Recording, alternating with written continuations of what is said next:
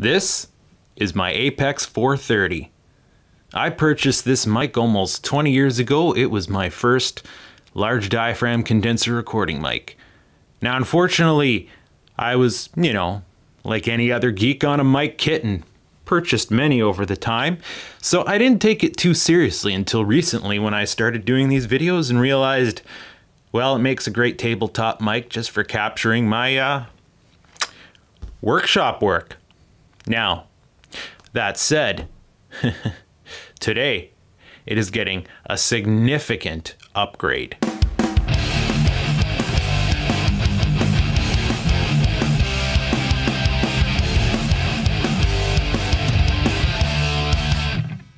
Now, you're hearing me through this microphone right now, and like many microphones, it has a generic design. Many microphones, the MXL 2001 is a name that comes up often.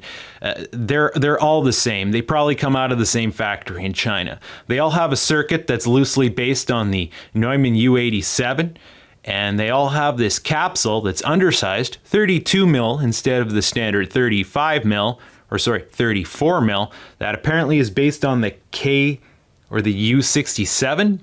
That's a microphone I'm not familiar with, but the capsule's known to have this high frequency distortion, if you will, or distortion, or this high frequency peak that the circuit was known to attenuate, but the circuit that they put in these doesn't have that attenuation. So as one recording engineer buddy once stated, any mic under $1,000 has a high end that just doesn't work for him. So one of my current high-end microphones that I have been using is this guy right here. It's an Apex 450 tube condenser microphone. It has a vacuum tube preamp inside of it. Now, this microphone's already upgraded. Years ago, I got a Peluso CK89 capsule, I believe it was called, for it. I do believe it made an improvement. It's been so long since I did the mod, I can't remember the AB. I also changed the tube out from a basic bitch 12AX7 to a NuVistor 6CW4. Now, I don't remember my decision making on choosing that particular tube. I believe it had compatible voltages with the 12AX7 triode that was running in there before, and supposedly it was a tube known for its use in a more famous microphone.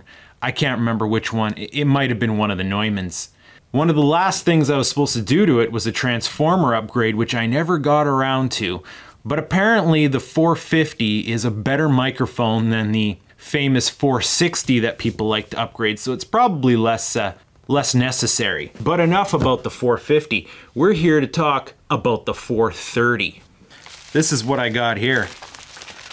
I got a nice kit from microphoneparts.com. I got the MP V57 circuit upgrade. So we got these nice circuit boards here and all the components. Now, this is intimidating to some, but I've been a technician for, again, almost 20 years now. My professional life started in the early 2000s.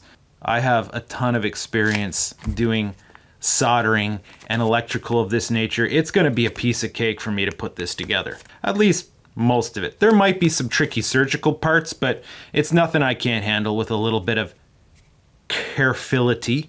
And then right here, one of the holy grails. The RK12, based on the famous C12 capsule, 8 kg C12. Now, there's a lot of upgrade capsules on the market. The U47 comes to mind, but apparently the C12 is the one that seems to be used most often in the mics that are described as the best, you know what I mean? Maybe the U47 wasn't the best mic, maybe it had a good character to it, but it seems that a lot of the preferred upgrades use the C12, and indeed when I was reading and doing some research and listening to some ABs, like someone literally bought a, I forget who it was. They bought the C12 capsule and they bought the U47 capsule from microphoneparts.com, and they did an A/B comparison in the same damn mic.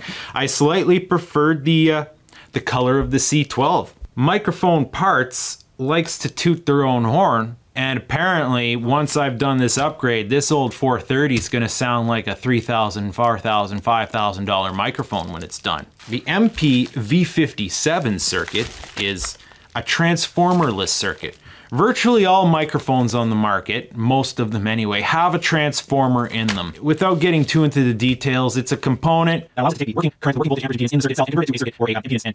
So this is a transformerless circuit based on the famous Schlopes, was it? Schlopes? I really should do more research before I start these videos. It's supposed to be super high fidelity and very low noise, but high output. I just want this for my application to be the most efficient mic possible. I want it to create the least amount of noise floor, and I want it to have like a good output. One of the things that sold me on it is supposed to have more output than a transformer design. The less I have to turn the gain up on my recorder preamp, the better, because then the overall cleaner sound I can get. Then meanwhile, we're depending on this S-12 capsule to give us the character that I want to hear, so that maybe my voice becomes flattering. So, we need to tear into this, and I don't even know where to start. Probably should start with turning off and disconnecting the old 430 here. So basically, in the big scheme of things, we are taking this old 430 all apart. The bottom screws off, then the body comes off. And then there you have it, the guts. There's a transformer inside of here, that's gonna come out. There's a capsule inside of there.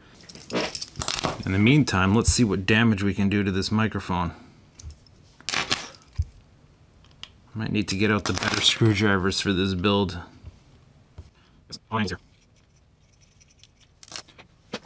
Solo cup, number 1.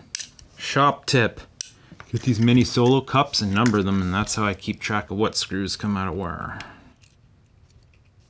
Alright, now this dome cover is going to come off.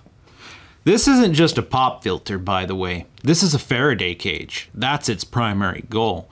You're going to notice there's some microphones that don't have the pop filtering inside. They just have this cage. If you take this off while the microphone's operating, the capsule picks up a whole lot of hum and buzz that you don't want it to. And that's what it starts looking like when you strip her down. I'm going to put a little label on this circuit board so I at least know roughly where positive and negative is if I ever want to repurpose it.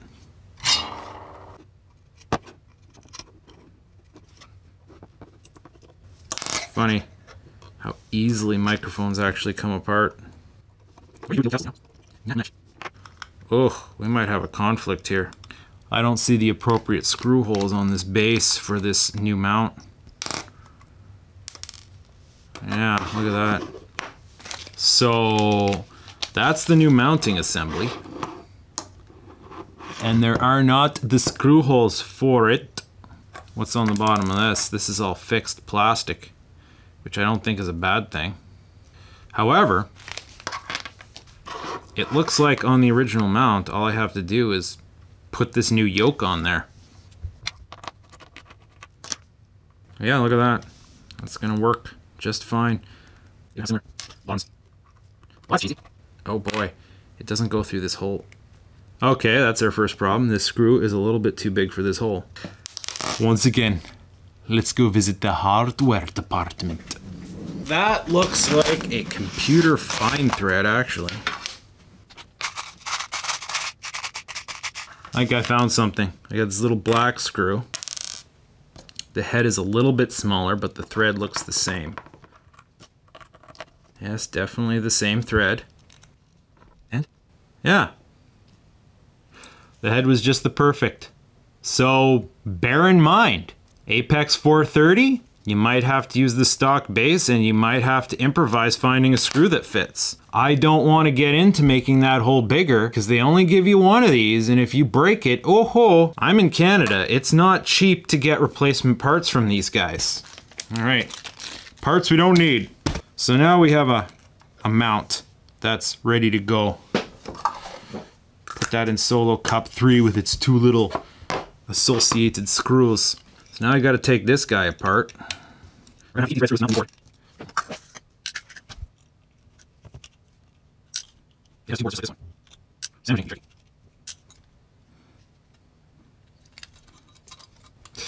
All right, now we have to figure out what's going on with this transformer assembly.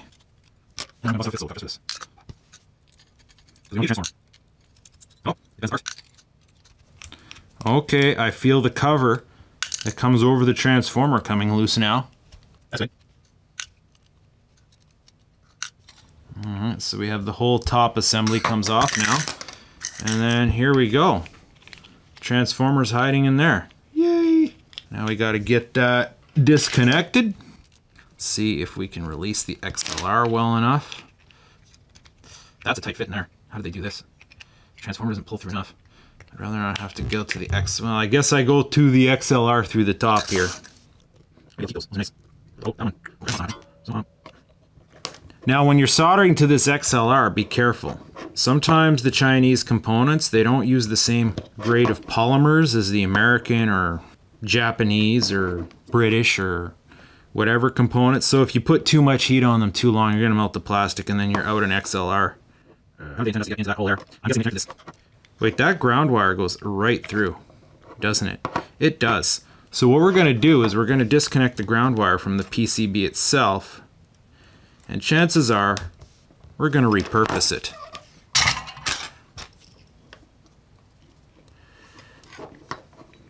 All these little tricks and hacks. Pry that wire out. Alright, so that's going to come through. There we go. We're going to reuse that ground wire, most likely, unless it's too short. So, here's the circuit board, and it's set in place. You got to snap it off carefully. Okay. Just need to nip that little bit off there. It should break off smoothly, but don't take that for granted. And then it just bolts, it drops right, yeah, see, it drops right into place. Again, the Apex 430 is a generic design. There's a half a dozen mics on the market that are the exact same circuit, same everything, just slightly different external aesthetics. So, of course, they're going to be able to make one kit that fits many. The two resistors in this bag will optimize the enclosed JFET for maximum performance.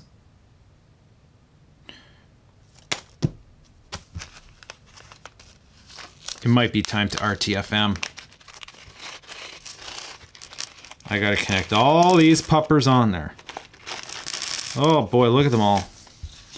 Little bags of penny candy. Oh, it comes with new screws? It does, it does. Okay, new chassis screws. Let's put those somewhere important. It's pretty self-explanatory. They give you the part IDs on the board, like C7. But is C7 this one? No. They don't tell you the component values on the board. And the other thing you notice about this kit, I looked through the manual, unless I missed it, there's no schematic in here. It doesn't tell you the actual schematic of the circuit. It's just basically telling you how to assemble it. That makes me wonder, there's some trade secrets here that they don't want to give away with the schematic? If you're ambitious enough, you can reverse engineer it. Somebody wants to copy this. The schematic's virtually right there on the board. It's not going to stop them. Now we have a parts list here, and as is typical with an IKEA assembly, we want to count and make sure we have all the parts. So we should have two 100s. We do. What's this? That's a 1500. We should have one of those. We have off. So two of these, yes. One of these, yes. This is a 150-600. There's a 150-400 listed. Now the difference between 400 and 600 volts in a circuit like this doesn't matter. Maybe they ran out of 400s. So yeah, the 150-400 listed here, and the component I got is a 600. That doesn't really matter. In some of the way circuits work, it's important that the capacitor has a minimum established value. So if the circuit calls for a 400 volt capacitor, then it has to be at least 400 volts. But if you happen to have a 600, it's fine. There are circuits where the higher capacitor value will cause the circuit to charge up to a higher voltage, but there's other circuits it doesn't work that way, and the capacitor just has to be rated to handle the voltage. So if it's rated to handle twice the voltage than you need, it's going to be fine. We got these little blue bodies. Oh, a tiny little switch. Oh my god, so cute. Yeah, that's their 2-position switch. Okay, we have a conflict here because the label on the capacitor does not match the label on the package, unless I flip it over and there's another label on it. 609, there it is. Okay, it almost fooled me. The resistors are the trickiest ones because they all look the same. Here's a 2-pack of Dale. That's cool. Vishay Dale. That's a good company for resistors. 2.2Ks, 2.21Ks. Ooh, we're getting detailed. That's how you know. When they're getting that high resolution resistance, like is there actually that much engineering that a 2.21 will make that much of a difference from a typical 2.2? I'm guessing these are 1% resistors. Bias resistors times 2. Values vary. The 2 resistors in this bag will optimize the enclosed JFET for performance. So the value is not listed here. So I see what they did. That's the JFET, which is probably the primary booster amplifier. It needed specific biasing, which is a situation I'm familiar with. Biasing, yes, it's very important. And they give you the resistors that match that particular component. So these components might change from kit to kit based on the variables of the JFET. It's like tube amps. You can go buy 6L6 tubes for your amps, but they need biasing specific for the tube. You could buy one 6L6 one day, another 6L6 the other day. They don't work identically. You have to measure their power consumption and adjust the amp accordingly. I guess for some transistors it's the same. So, 2 diodes that they give a close-up of. I'm getting to the point where I'm having trouble reading the labels on these. These things are friggin' tiny. They do good close-ups in the manual so that you can like, okay, so these are the 48s, 2 of those. I'm gonna write that on the label here so I can find it easier, better. Well, that took a huge chunk of time. All components are present and accounted for. And since I've hooked my peepers on them at least once, they're going to be slightly easier to find later when I go looking for them. Soldering technique. Don't need, I can skip that. They start you with diode installation. The 2 1N 48s marked 41 and 48. Identify the diodes. Oh, they're really walking you through this. Identify the diodes. D3, the 241. Yeah, diodes have an orientation, and I just have to make sure I familiarize myself with the markings on the diode with the markings on the board. They do the little bends. Little bends, zip. Then it goes into holes like that. Oh, look how nice that is. Now, it's easy. You bend it in a way that fits. Then I just kind of bend these so it holds it into place. The soldering iron's going. Ah, what just broke off my vise? Zoot, zoot, zoot. Zoot, zoot, zoot, zoot, zoot.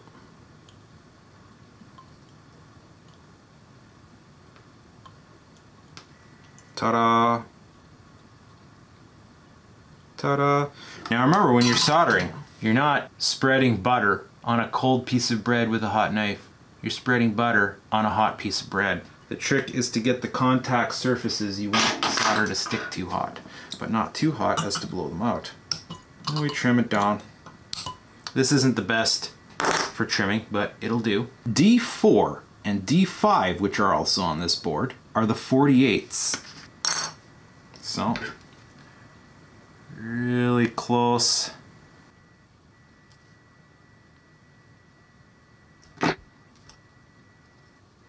It's one of the trickiest parts, judging how to make your bends. Some of this is an artistic process, you know, getting things in there just right and just nice. Well, let's get the other one into place here. So we'll make this one just a little bit longer off the hop.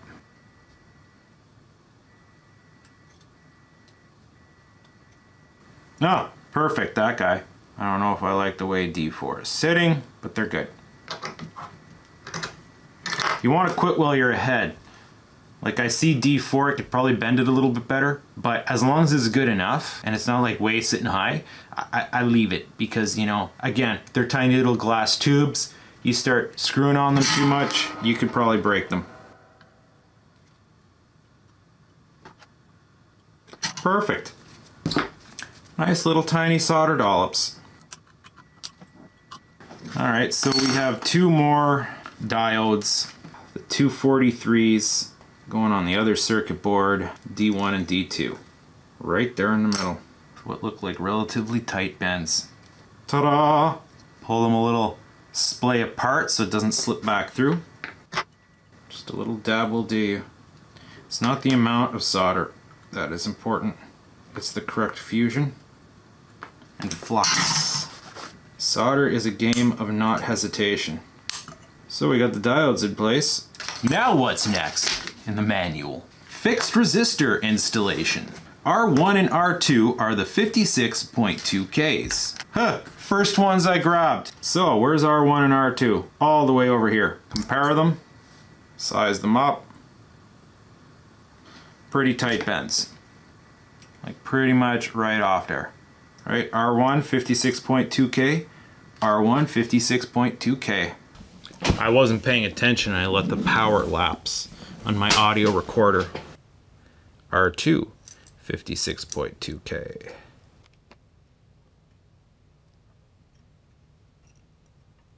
Now if you know what you're doing, chances are you're using lead solder, because that's the good stuff. Try not to inhale too much of the fumes. Now fortunately for resistors, there's no polarization on them. There's no positive or negative. There's no direction to them, so whichever way they fit best. R3, R4, 100K. I feel like I'm playing bingo. Whoa!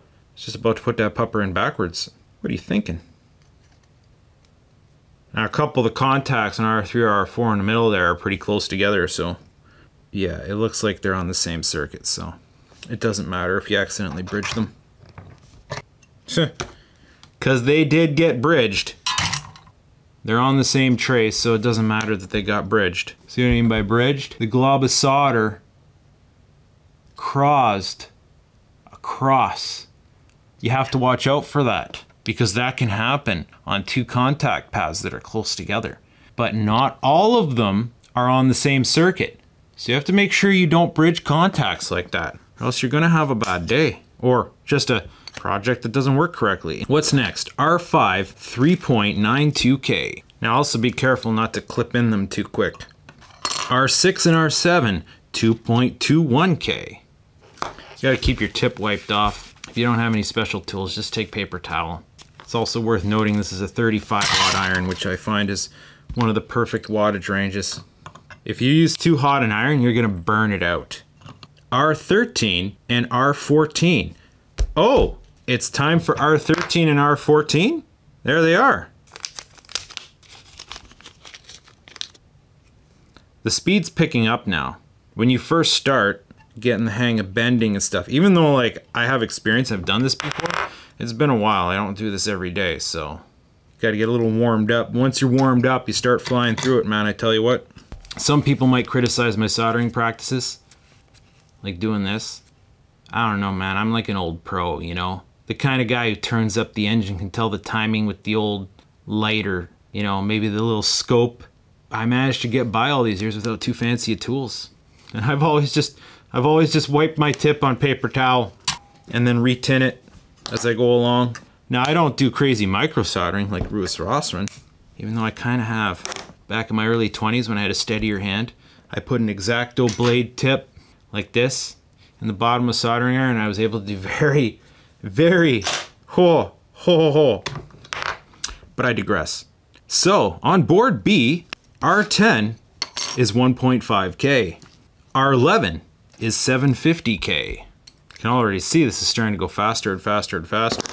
R12 is 1 meg. And this would be the last Vacher numbered resistor in the bat. There's another resistor in there with stripes, but this is the last resistor that doesn't have stripes.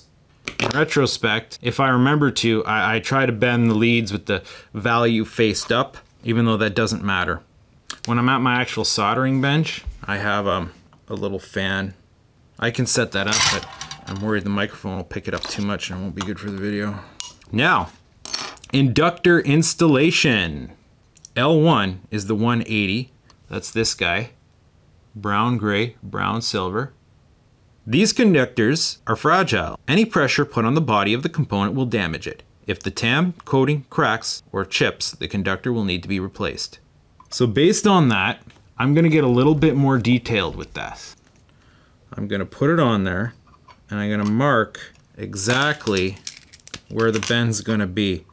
So there's no guesswork. So the hole's going to be here on this side. The hole's going to be here on this side. You know, if it hadn't been for the instructions warning me this fragile, I probably just would have done the bend and I would have been fine. But because they used so much warning, now I'm paranoid. Them being fragile means you want to get the bend just right so that you aren't forcing angles as you push it through the hole, because that's what's going to crack them. So this is L1. L1's going to drop right. See? Oh, there. Nailed it! Now, subtle bend on this end. Now let's solder that into place. And finally, the second inductor, L2. Once again, marking where the hole is. I don't know how to describe the finer points of bending these. Basically, you look where the hole's going to be and bend just before it while supporting the edge well. The red is right where the hole is. So I put the grip over the red and gently, just like that. There we go. That's funny. Inductors that look like resistors. Now I've seen everything. Oh, now that's the bomb defusal done. Maybe we now take a break. There's this one last resistor that they haven't had us put on yet. Okay, ceramic capacitor installation, C8 on board B. Now some of these are going to be really easy because the pins are already face down. We have no bending to do. K2J 270, I found it. C8 is right there. See what I mean? Those just slotted to place. We're gonna fly through these guys. C9 68 PF is the 689 or K5D. Right there. Oh, the capacitors are fun. They slot right into place. C10 1000 PF, the one that says 102 2KF. Sometimes I'll push at the bottom of it and then touch the solder again so that it seats upwards. But again, diminishing gains, be careful. What you don't want to do is overwork the component or overheat it. C11 and C12, 223Js, which is this bulk pack here. So we need two of these 223Js, which don't pull out easy. Be careful not to just yank them out. That ceramic can be pretty fragile, so we're gonna err in favor of caution and try to peel this back as much as we can. Don't worry about getting sticky stuff in the leads, because chances are you're cutting it off at that point. You know what I just realized? My solder stand is right underneath the mic. Okay, this is coming along nicely. Look at how pretty it's starting to look. C13 is 0.01 UF, which is the one that says 103J. That's this guy. I'm getting lucky picking the right components right off the bat and not having to search around for them. Oh, this one has shorter legs. All right, on board A, C1 and C2 are the 223Js. The last two 223Js. Oh, they're right down here by the base. Next up on the chopping block, transistor installation. Solder 2N5551, that's this guy, at T4. And they draw a shape on the board that silhouettes the shape of the transistor so you know which way it goes. Now, you gotta be careful because these are the ones that are most sensitive to heat. So you gotta have your technique down at this point and be quick about it. You overheat these puppers. Not good.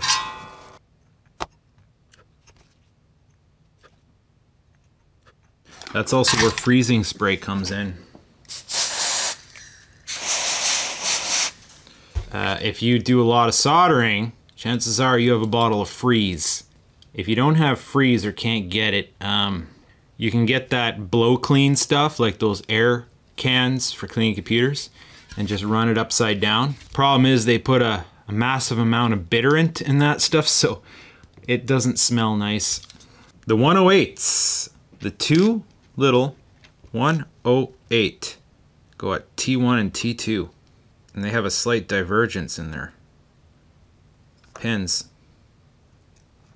push them down till they bottom out, allowing for a little bit of bend on there. I'm seeing a balanced output stage here is what I'm seeing.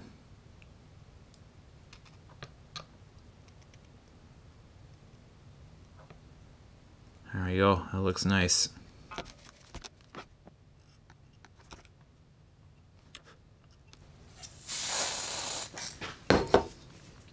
The other one slipped on me a bit. Okay, this one doesn't want to stay put, so do a little tack. Press it up. Oh, that was slower than I would like. Sometimes, if you don't want to overheat the component, it's good to alternate between them.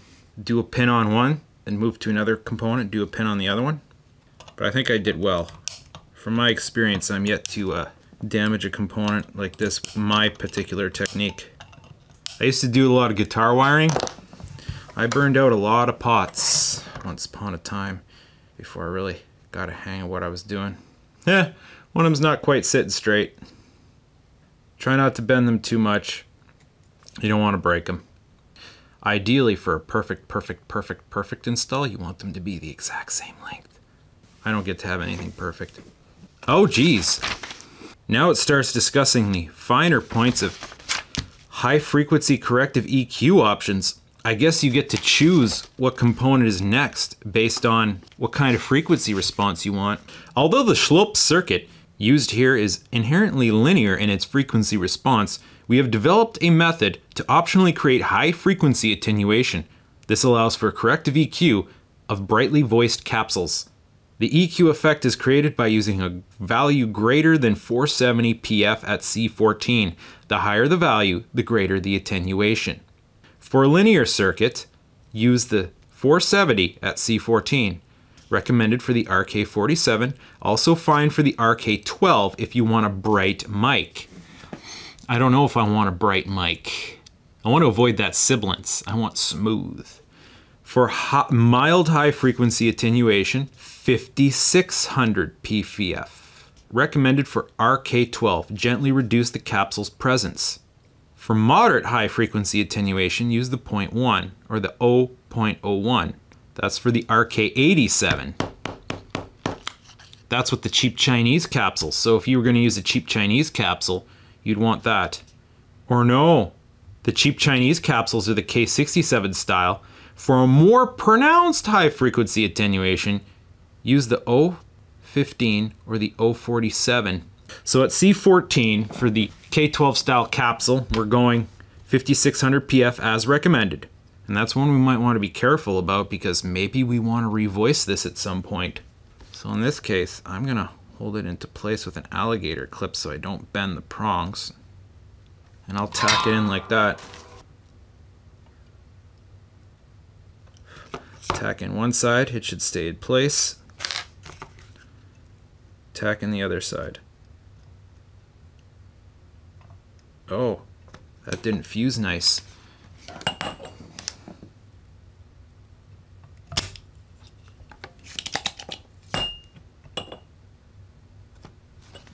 Now it did. Oh, and of course I couldn't grip on those and they went flying across the shop. To be found later when I step on them. Film capacitor installation. Solder a 0.1 at C3 and C4. There's C4 and there's C3. Now, these guys are getting trickier now because I guess I can bend their pins just slightly to hold them into place. Hey, this one's stuck to my finger.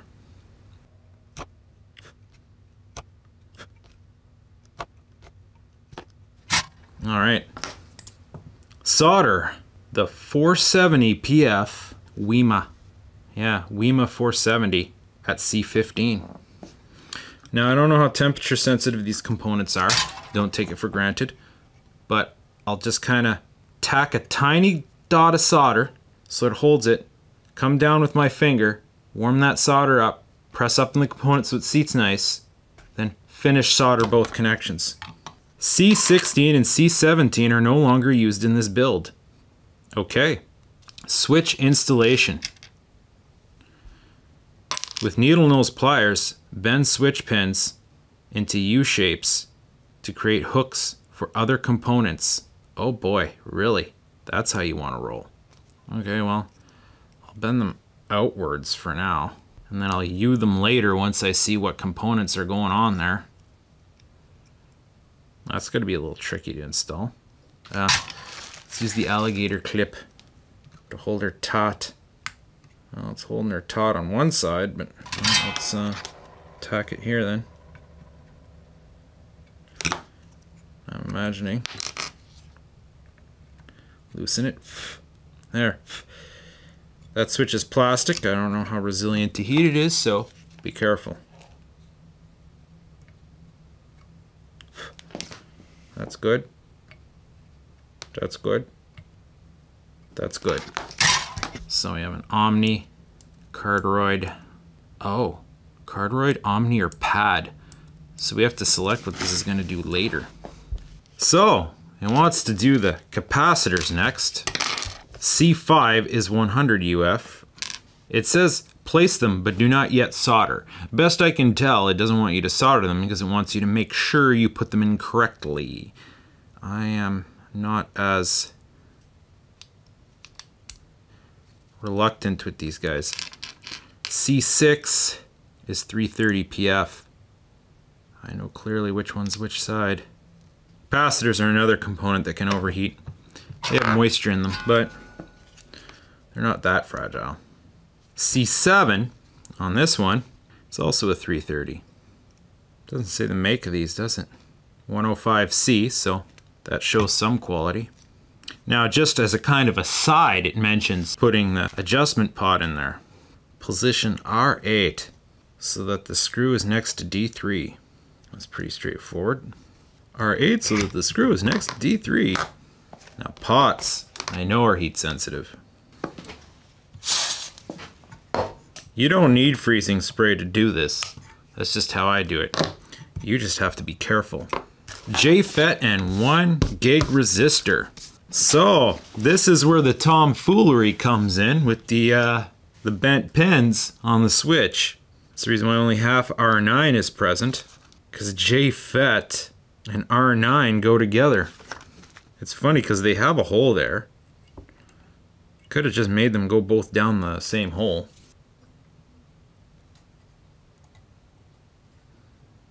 I don't know, maybe there's a reason why they hover and they don't put them down in that hole. Oh! Don't solder them because apparently that's where the capsule's gonna connect.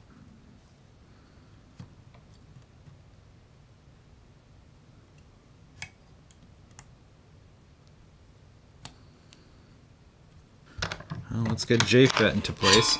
And remember, JFET is going to be temperature sensitive. So it's good that they have elongated contact pads so you can heat up the pad before you heat up the component. And then that final 1 meg resistor, where'd that go? Oh no, sorry, 1 gig resistor. That's right here. I want you to plop that in there. Bend it out that way. Alright, that should do. Really, 1 giga-ohm. Is there even a point after at that point? Like, so apparently the capsule's going in here later, so. This is kind of sloppy, like I'd rather it wasn't like this to be honest, but I guess that's the way she goes. So apparently we wait to solder that. Defluxing, 99% isopropyl alcohol. Is that common? I'm not aware that that's common. So from the looks of it, we're pretty much done our installation. Well, we're done putting our board together anyway. There's a little bit here about putting a capacitor on the pad. It talks about it vaguely. Switch configuration, 10 dB pad. I don't do a lot of stuff that involves a pad, so if you wish to use the switch for pattern control, proceed to steps on this page. For the Omni feature, solder the rear diaphragm to pin 6. So that's basically the gist of it. That's where we're connecting our rear diaphragm. So I don't have 99% isopropyl, but I do have 99% ethanol, which I hope qualifies. Now mind you, I didn't make a huge mess here, so I don't really feel the need to do a lot of defluxing. It looks fine to me. Board inspection. Inspect all solder joints. Yeah, I'm good with the way I did it. Capsule installation. They want us to do this. Is there a bias on this? There is. This goes towards the front here. And then that has the indicator there. So the XLR is going to face forward like this. All right. So I don't see why we can't put this back together. Need to get some of these guys out. Get those screws in their holes. Once we've acquired the appropriate screwdriver.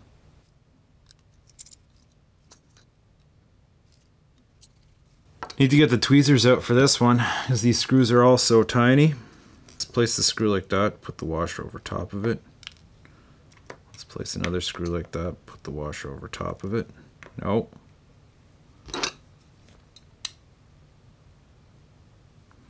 I can't wait to hear how this thing's gonna sound.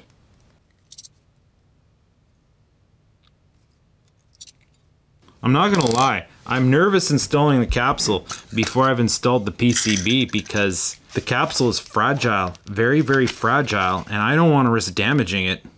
So I might skip ahead and do that last. Black plate wire is the side wire. The cardioid picture has to face the front. Is there a cardioid picture on the capsule?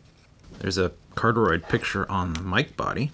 On board B, we have to solder the two lead wires into place on the back.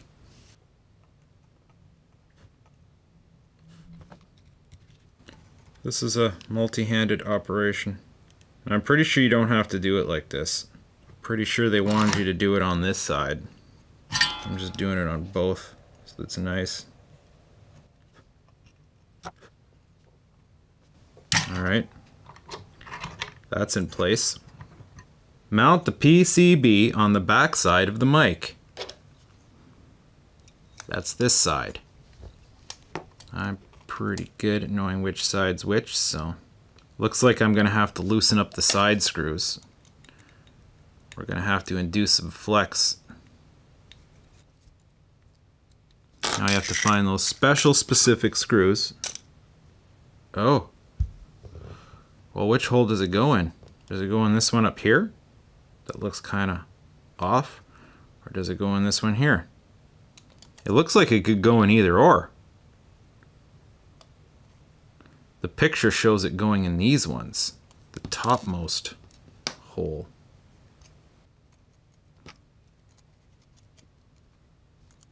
Which is touching a little too close to this one resistor. Maybe. Alright, so we mock mounted the PCB here. Right in here, that pad is really close, but I don't know that it'd be any better if I moved it up. And then if we tighten up these sides, that's too close. I don't like that. I do not like that. Okay, let's try it the next position up, because the next position up doesn't seem like a bad idea. It looks a little nicer there. Looks like it fits better. And it's still super close. That pad's still super close. However, it does look like it's ground contact. So it's probably going to be fine. I still like the idea of it being closer up towards the capsule. Solder the wire from ground B to the ground A joint on PCB A. That pretty much goes straight through. Solder the PB to PA. PA is right about there. Ground B is right about here. Looks like I have my alignment about right. Carefully now. Carefully. I want to bite them right about down here. Okay, that's the effect I wanted on this wire.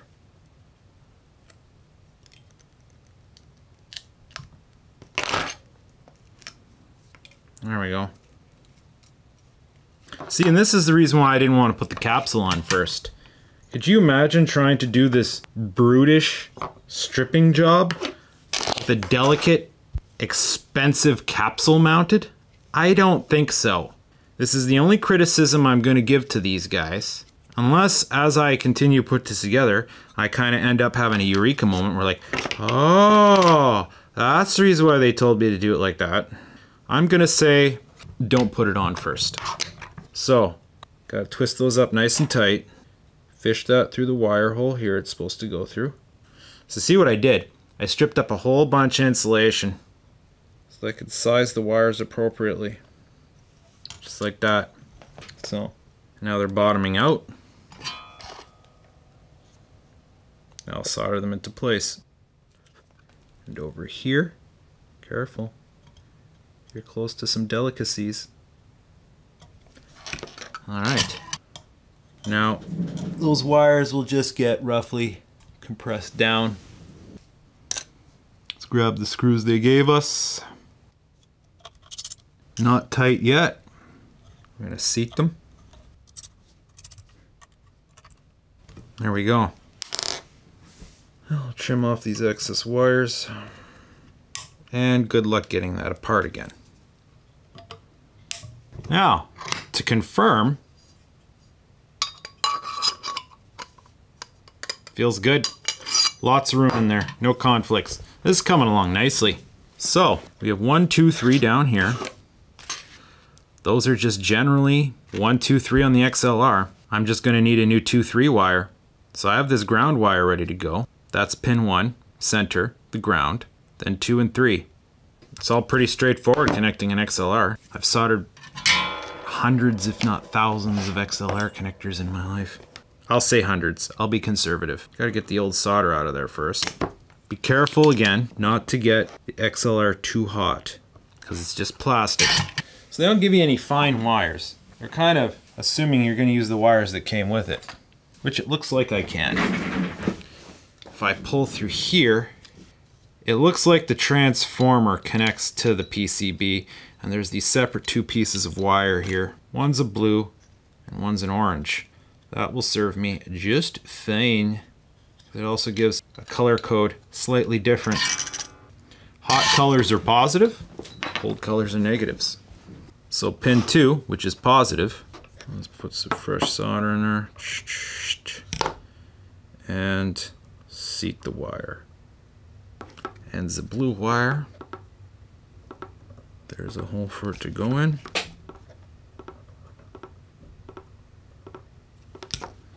And there it is. So blue is 3, orange or yellow is 2. Let's get the XLR in place now. If you don't know how to get an XLR connector in and out of a microphone body, then you should not even be attempting this job.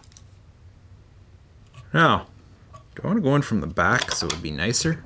Yeah, I guess I could. Ground black. 1. 3. Negative. Blue. Positive. 2. Yellow.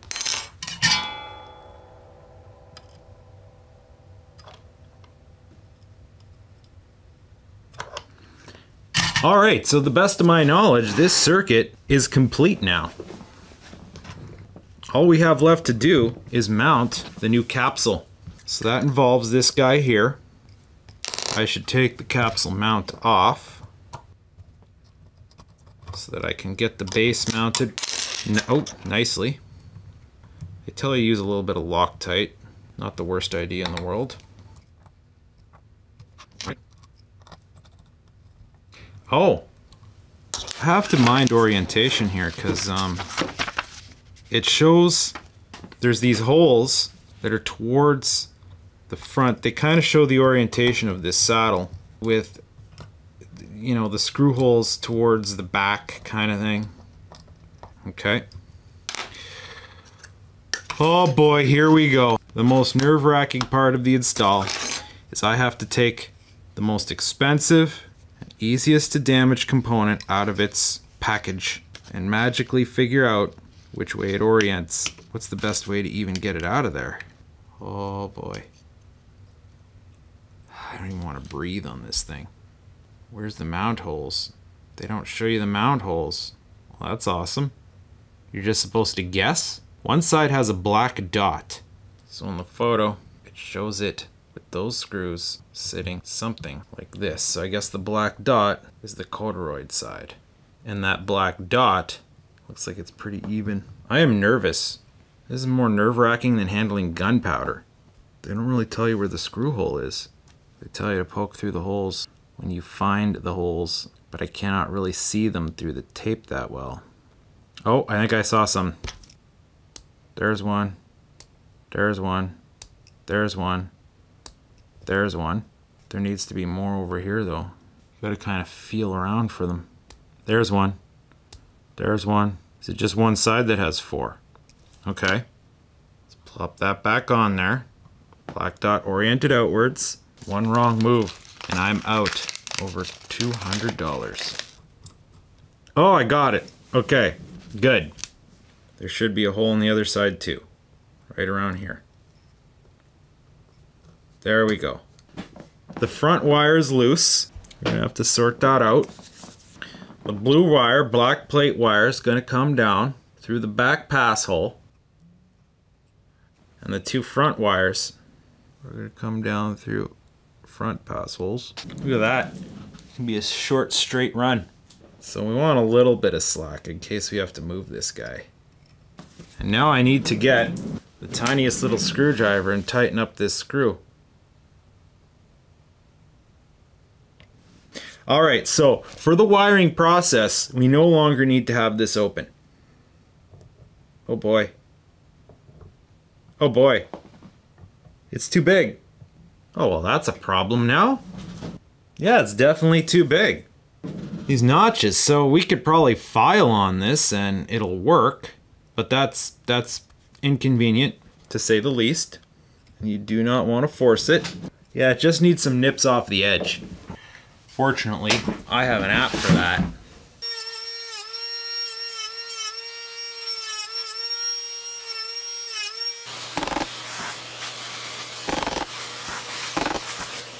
So I just trim this a little bit more square in hopes that this is going to solve our problem.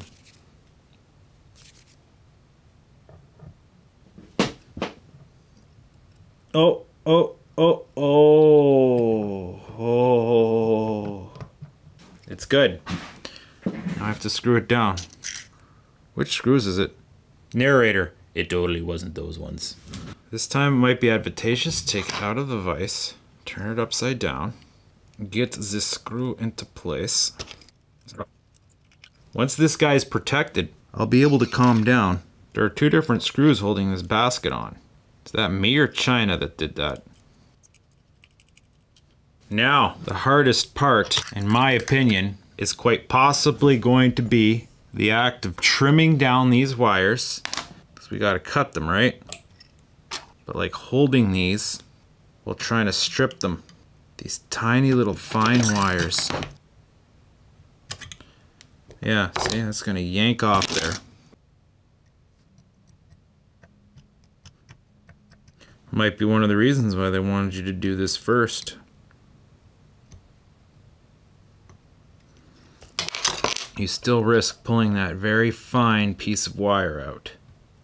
Now it has to go into the BP socket right here. 1 out of 3. Now, these 2 wires. So this is the front main right here that has to connect to that strange loop-de-doo.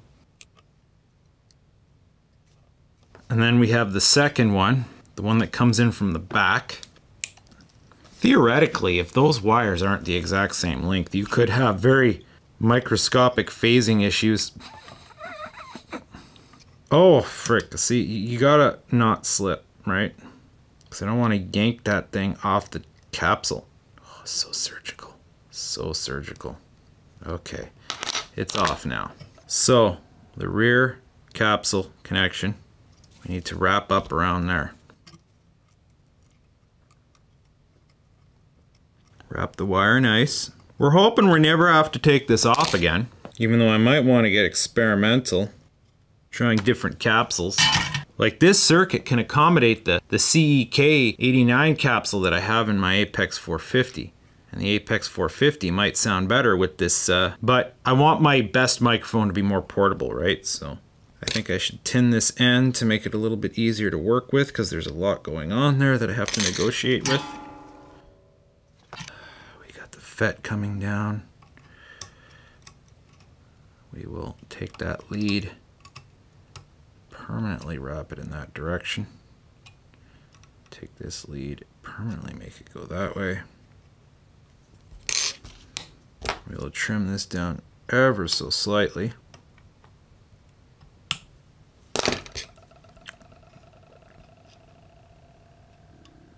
Put a loop on this because I want to wrap that nice also.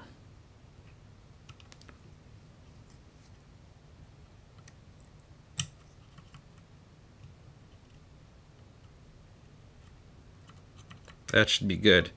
And then I want this wire to have some distance from the other one. Now let's connect all these guys together. And there they go. Trim off this axis. Trim off this axis. All right. To the best of my knowledge, we are complete. We get to put it back together now.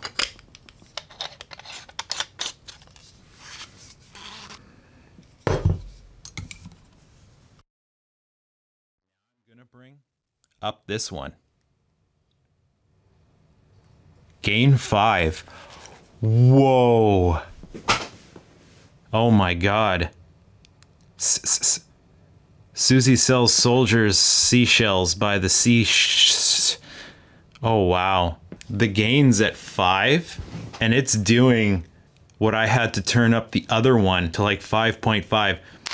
Okay, I'm gonna put it right next to my 450. This is the S-12, I think they call it. The 450 at gain 5. The 450 at gain 5. The 430 at gain 5. Wow, that sensitivity. Wow, man. If I set it to 4, 4.5, I can't hear as much background noise. If I set it to 5, I get this. I'm liking the circuit so far. The circuit, I wish it came with the socketable high frequency, because I've heard some of their circuits do that. But who knows, maybe I can dial this out. I'm worried about sibilance. I seem to have a sibilant voice, and it's really picking it up, but the breadth and the warmth is all there. And 5 is still under the noise threshold of the preamp. It's after you exceed 6 that you start to hear the preamp. So this is as quiet as that preamp can go before it starts to make noise. ASMR. I need a quieter room, but oh wow. I'm impressed by the circuit. My skin's crawling just from what I'm hearing. Okay, let's bring it back down to a reasonable volume. Oh yeah, if I bring the 450 up to 6, I start hearing the noise floor in the circuit. I get good sound quality, but I can hear the noise floor. If I turn the 430 up to 6, the background noise it picks up is so much I can't hear the noise floor. If I turn it down to 5, I'm trying to figure out how to compare. This is roughly gain balanced, and even still, I'm getting much more out of the other mic. So this is the 430, this is the 450, this is the 430, this is the 450. Let's set them both to gain 5. So half gain, this is the 450, this is the 430, this is the 450, this is the 430. I'm looking at the meter and it's getting what I want to hear without a whole lot of extra So I bring the 450 up to 5 and it seems quieter, but it's not picking up as much. 5.5 is where I have to set it to pick up what I want it to hear. Wow, I don't know what to say, man. So based on my gain knobs, I'm getting 0.5 more gain out of it, but that's gonna make all the difference. Well, I'm gonna have to call this a rousing success. One of the reasons why I did this is because I kind of want to replace the 450 as like one of my main mics to use. There's a whole tomfoolery with the power supply and stuff that goes with it in order to use it. It's not easy to move around. This little guy, I can just plug it into my recorder, phantom power, off you go, record whatever I want. One day I left the power supply on, I came down to the shop the next day and power supply was still running. And you can actually damage your capsules by letting the tube overheat them. But that's one of the reasons why you put a tube mic upside down, because heat rises. But it wasn't upside down, and I came down and I felt the mic, and it was warm. I can feel warmth coming off of it now. But if I turn the 450 up to 5, well, that's just the way it goes. The 450 does have potential for a little bit more background rejection. If I set it slightly between cardioid and figure 8, it lets just enough in from the back that seems to cancel out any noise. So you have whatever background noise coming in from the front, kind of takes a sample from the back, cancels it out because it's not proportional. At least, yeah, because like a figure 8 pattern, I think the reverse one is out of phase. So you can use figure 8 strategically to cancel out some background noise. I don't have that option on here, it's just cardioid. But wow, this is just... My name's Irrelevant, and this is what I do believe MicParts.com calls an S-12.